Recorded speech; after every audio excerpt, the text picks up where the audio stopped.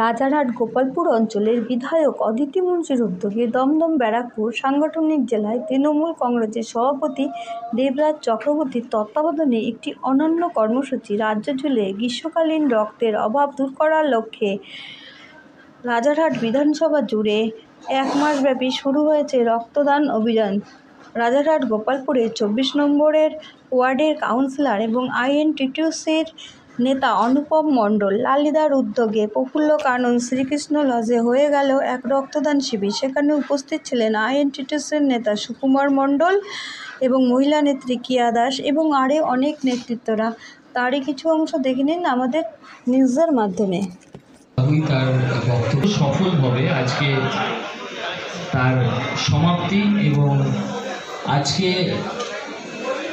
আপনাদের এই সংগঠন শাখা সংগঠনের মাধ্যমে আজকের এই রক্তদান কর্মসূচি, এই বিধানসভার রক্তদান কর্মসূচি আমরা সমাপ্তি করতে চলেছি।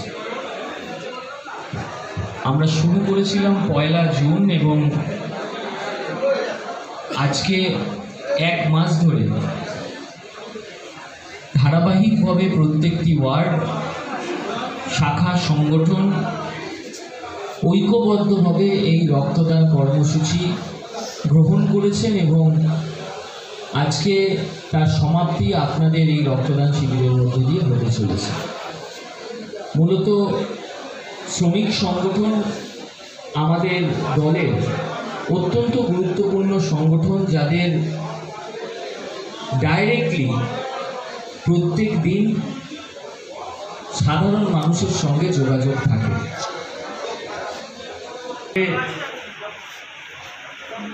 একটি দলের ভাবমূর্তি বিচার করে মানুষ, ঠিক সেরকমই আপনাদের ইউনিয়নের যারা কর্মচারী, যারা অটো চালক, টোটো চালক, তাদেরও কিন্তু ভালো এবং খারাপ ব্যবহারের মধ্যে দিয়ে মানুষ তৃণমূল কংগ্রেস দলকে বিচার করে। আমি এই সুযোগ আপনাদের সকলের সঙ্গে যেহেতু দেখা হচ্ছে, আজকের এই সুযোগ আমরা নিচ্ছি আপনাদেরকে এটা বলার জন্য। বেশ কিছু সময় বহু সাধারণ মানুষের রাফ ড্রাইভিং কিংবা কিছু বাজে মন্তব্য নিয়ে আমাদের কাছে কমপ্লেন আসে। আমরা সরাসরি আপনাদের সকলের কাছে জানাই এবং আপনারা যথাযথ ব্যবস্থা নেন। আমি আপনাদের কাছে এই অনুরোধটা আজকের এই কর্মসূচিতে এসে নিতে চাই যে একটু নিজেদেরকে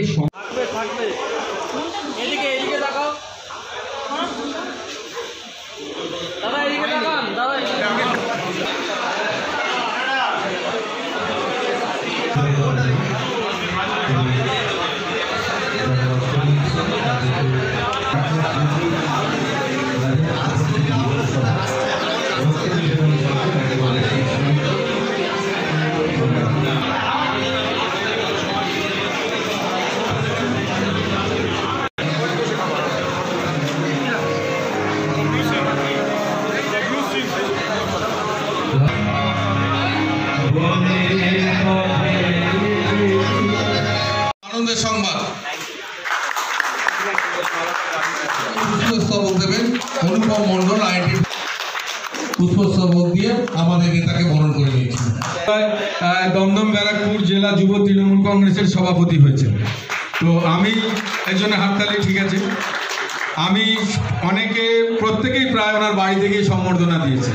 যেহেতু সম্বর্ধনা দিইনি যুব সভাপতি হওয়ার জন্য, আমার ইচ্ছা ছিল যত ইউনিয়নের সেক্রেটারি আছে, যত ইউনিয়নের সবাইকে তো আমি স্টেজে তুলতে পারবো না, কিন্তু একটা বড় ফুলের মালা আমরা ট্রাই কালারের করেছি।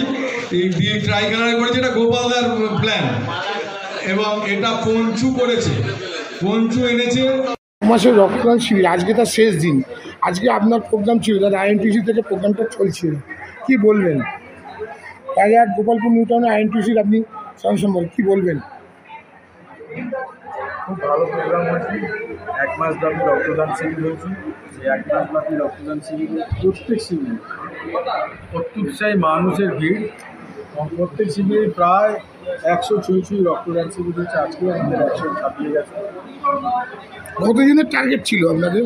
আমাদের 100ই টার্গেট ছিল, ওরা কিছু বেশি নিয়ে আসে 10-12টা। এই যে গ্রীষ্মকালীন রক্তদান, আজকে তার শেষ দিন, এই যে রক্তদানটা যে 2-3 বছর ধরে চলছে, আজকে তার শেষ দিন, আপনি কি বলবেন? এই এটা নিয়ে 4 বছর হলো। এটা আমাদের এমএলএ অদিত্য মুন্সি যবে থেকে এমএলএ হয়েছেন তারপর থেকে তিনি 30 দিনে 30টা রক্তদান শিবির অর্থাৎ জুন মাসে করেছিলেন। গত বছর লোকসভা নির্বাচন ছিল বলে ওটা অগাস্ট মাসে হয়েছে, এবছর জুন মাসেই হয়েছে। ফলে এটা একটা উৎসবে পরিণত হয়েছে। আগে যেমন দুর্গা উৎসব ছিল, আমাদের 21শে জুলাই যেমন একটা উৎসব, রাজারহাট গোপালপুর বিধানসভার ক্ষেত্রে এই জুন মাসটাও একটা উৎসব, এটা 30 দিনে 30টা রক্তদান শিবির। এই যে থ্যালাসেমিয়া বাচ্চাদের পাশে থাকার জন্য, এই থ্যালাসেমিয়া যে রুগী, এখন এই সময় রক্তের খুব ক্রাইসিস, এই সময় যে আপনাদের এই বিধানসভাতে এত সুন্দর একটা ভাবনা, এটাকে কী বলবেন? কিছু বলার নেই, এটা যে মানুষের সাথে একটা অন্তরঙ্গ যে আমরা আরও বেশি হচ্ছি, এটা তার প্রমাণ যে 30 দিনে 30টা রক্তদান শিবির করা ছেলে খেলা কথা। একটা বছরে রক্তদান শিবির হলো, বছরে 2টো রক্তদান শিবির হলো, এটা তো স্বাভাবিক। কিন্তু 30 দিনে 30টা রক্তদান করা, এটা হচ্ছে মানুষের সাথে যে আমরা অন্তরঙ্গ হচ্ছি আরও বেশি করে, এটা তার প্রমাণ। দাদা, সামনে 21শে জুলাই আসছে, আইএনটিসির পক্ষ থেকে কী বার্তা দেবেন? কোনো বার্তা নেই। আইএনটিটিউসির সকলেই যাবে, এটা দীর্ঘদিনের বিষয়, এটা নতুন করে আলাদা করে কিছু বলা নেই। এলাকায় রেকর্ড সংখ্যক লোক রাখার জায়গা দিতে পারে না, তো এবারে 26শে নির্বাচন আসছে, তার আগে 21শে জুলাই একটা ফটো করে কী বলতে চাইবেন? মমতা ব্যানার্জি চতুর্থবার পশ্চিমবঙ্গের মুখ্যমন্ত্রী হওয়ার আগে এটা শেষ 21শে জুলাই। তো 21শে জুলাইয়ের প্রত্যেকবারের রেকর্ড ভাঙে, এবারও রেকর্ড ভাঙবে, এটা একদম নর্মাল কথা। গতবারের রেকর্ড এবার ভেঙে যাবে। আর বৃষ্টি হয়নি, বৃষ্টিটা শুভ। মমতা ব্যানার্জির শুভ, তৃণমূল কংগ্রেসের শুভ, আমাদের সকলের জন্য শুভ। Thank you.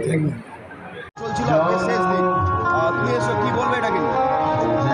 এটা আমাদের 4 বছর ধরে আমাদের বিধায়ক অদিতি মুন্সির নেতৃত্বে এই প্রোগ্রামটা হয়ে আসছে এবং আজকে মানে পুরো জুন মাস ধরে আমাদের এই রক্তদান শিবির হয়। তা আজকে তার শেষ দিন, একদম পুরো মাসের প্রত্যেকটা দিন কোনো দিন বাদ যায়নি। মাদার তৃণমূল কংগ্রেস প্রত্যেকটা ওয়ার্ড, শাখা সংগঠন, ছাত্র, যুব, মহিলা এবং আজকে আইএনটিটিউসি দিয়ে আজকে শেষ হলো। এবং এটার জন্য অদিতি মুন্সিকে অসংখ্য ধন্যবাদ জানাই এবং আমাদের নেতা দেবরাজ চক্রবর্তীকে ধন্যবাদ জানাই সর্বক্ষণ আমাদের পাশে থেকে এই কাজগুলোর জন্য সহযোগিতা করার। বলবো দিদি, সামনেই তো পুজো, আর তার আগে তোমাদের সব থেকে বড় ইমোশনের জায়গা 21শে জুলাই, কি বলবে এটাকে নিয়ে? 21শে জুলাই তো এটা বলার ব্যাপার নেই, এটা শহীদ তর্পণের দিন। যারা আমরা প্রথম দিন থেকে তৃণমূল কংগ্রেস করি, আমরা করি কিন্তু প্রথম দিন থেকে করেছি, তারা আমরা কিন্তু এই দিন যেখানেই থাকি আমরা কিন্তু শহীদ তর্পণ করতে ধর্মতলার উদ্দেশ্যে যাই এবং একা যাই না, সাথে অনেক লোক নিয়ে যাই। যেহেতু আমি দীর্ঘদিন ধরে মহিলা সংগঠনের সাথে যুক্ত, আমাদের প্রচুর মেয়েরা, উত্তর 24 পরগনা থেকে প্রচুর মেয়েরা পায়ে পা মিলিয়ে যায়। আমাদের ওয়ার্ড থেকে মেয়েরা, যুব, ছাত্র, মাদার সবাই এখানে। এদিন কাউকে বলতে হয় না, আবেগের বশে টানে যে 13 জন শহীদ আমাদের সেই 21শে জুলাই তাদের প্রাণ দিয়েছিল, তাদের টানে আমরা সবাই সেদিন সেখানে হাজির হই শহীদদের উদ্দেশ্যে তর্পণ করতে। Thank you.